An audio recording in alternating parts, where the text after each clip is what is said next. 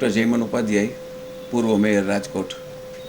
ખાસ કરીને આજે વિજયભાઈ આપણી સાથે નથી તો તમે કેવું દુઃખ વ્યક્ત કરો? જ્યારે ટીવીમાં સમાચાર ચાલુ હતા ત્યારે જોતા હોય તો પહેલાં તો લંડનની ફ્લાઇટની વાત સાંભળી, પણ તરત જ પછી મગજમાં સ્ટ્રાઇક થઈ કે ભાઈ વિજયભાઈ પણ લંડન જતા હતા. કારણ કે મારે કાલે સવારે 11:27 વિજયભાઈ સાથે વાત થઈ હતી. રવિવારે અમારો કેમ્પ છે પૂજિતપાણી ટ્રસ્ટમાં, એના અનુસંધાને. તો તરત જ મને પણ ધાસકો પડ્યો અને એમ ઈચ્છા હતી કે ભાઈ કોઈ વિજયભાઈને એ બધા બચી ગયા હોય તો સારું, અથવા ફ્લાઇટ મિસ થઈ ગઈ હોય તો સારું, અથવા આ ફ્લાઇટમાં ન હોય તો સારું.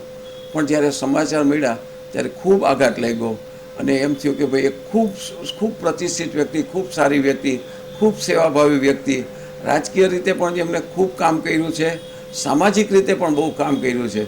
તો સમાજને પણ મોટી ખોટ પડી છે, રાજકીય રીતે પણ એક બહુ મોટી ખોટ પડી છે. એટલે ખૂબ ઊંડા દુઃખની લાગણી અમને થાય એ સ્વાભાવિક છે. બીજું, વિજયભાઈ સાથે પારિવારિક નાતો હતો. હું તમને રાજકીય વાત કરું એના કરતાં પણ સામાજિક વાત કરું કે વિજયભાઈનું પૂજિતપાણી મેમોરિયલ ટ્રસ્ટ છે, એમાં આખો દિવસ ગરીબ માણસોનો જ વિચાર કરતા હોય. અમે ઘણીવાર કહીએ કે વિજયભાઈ આ પૈસામાં આ ટેસ્ટ આપણને નથી પોસાતો, તો તરત જ એમ કે વધુમાં વધુ લોકોને લાભ મળે એવું કંઈક કરો, પૈસા નથી વધારવા, ચાર્જ નથી વધારવો.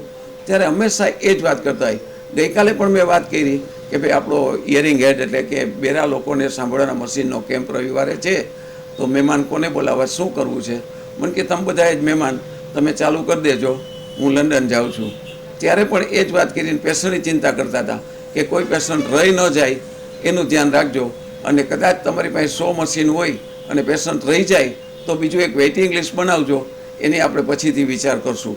એટલે આવી ભાવના સાથે જે વ્યક્તિ જીવતો હોય અને એને આ રીતે ઈશ્વર લઈ લે તો આપણને ઊંડું દુઃખ થાય, એ સ્વાભાવિક વાત છે. અમારા મિત્ર હતા એટલે જ નહીં, પણ સમાજને પણ એક બહુ મોટી ખોટ પડી છે. ખાસ કરીને રાજકીય રીતે તમે પણ સંકળાયેલા હતા, મેયર, પૂર્વ મેયર છો, વિજયભાઈની સાથે કામ કરવાનું કેવી રીતે તમારે? એટલે બહુ ઓછા રાજકીય વ્યક્તિઓ એવા હોય છે કે જે ભેગે ભેગે સમાજનું પણ વિચારતા હોય. વિજયભાઈ એક એવી વ્યક્તિ હતા કે નાનામાં નાના માણસનો વિચારતા હોય. એ મુખ્યમંત્રી હતા ત્યારે પણ નાનામાં નાના માણસોનો વિચાર કરતા હતા, મેયર હતા ત્યારે પણ નાનામાં નાના વ્યક્તિનો વિચાર કરતા હતા. અમે કાંઈ પણ પ્રોગ્રામ હોય, હું સ્ટેન્ડિંગ ચેરમેન તરીકે પણ હતો, મેયર તરીકે પણ હતો, જ્યારે વિજયભાઈને વાત કરીએ ત્યારે એક જ વાત કરે કે લોકોને સુવિધા વધુ કેમ મળે.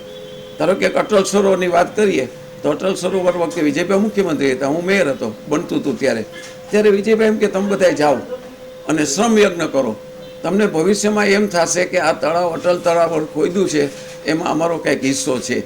એટલે એની ભાવના એટલી બધી ઊંચી હતી કે રાજકીય રીતે બહુ ઓછા વ્યક્તિને આવી સૂઝ હોય, એટલી બધી ભાવનાથી એ સારું કામ કરતા હતા. અને હંમેશા અમારા માર્ગદર્શક હતા.